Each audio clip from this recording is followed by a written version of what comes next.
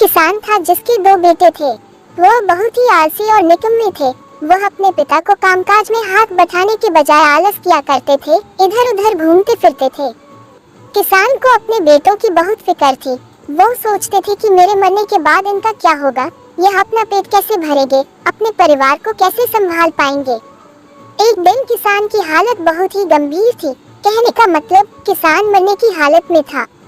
तभी किसान ने अपने दोनों बेटों को बुलाकर उनसे कहा कि हमारे खेत में एक खजाना गड़ा हुआ है, लेकिन वह किस जगह है उसकी जानकारी मुझे भी नहीं है, लेकिन खोदने बाद तुम्हें वो खजाना मिल जाएगा।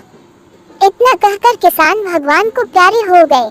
खजाने की खबर सुनकर दोनों बेटों के मन में लालच आ गया और वो दोनों खेत पर चले गए और खेत को खोदने लगे।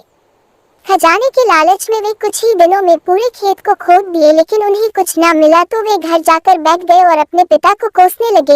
इसी तरह कुछ महीने बीत गए और वर्षा ऋतु का आगमन हुआ। किसान के बेटों के पास पेट भरने के लिए सिर्फ एक ही जरिया था, वो था खेत।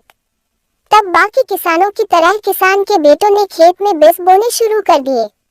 वर्षा का पानी पाकर वह बीज अंकुरित हो गए और देखते ही देखते खेत में फसल लहराने लगी। ऐसा लग रहा था कि हवा के झोंके से पूरा खेत लहरा रहा था। ये देखकर किसान के बेटे बहुत खुश हो गए।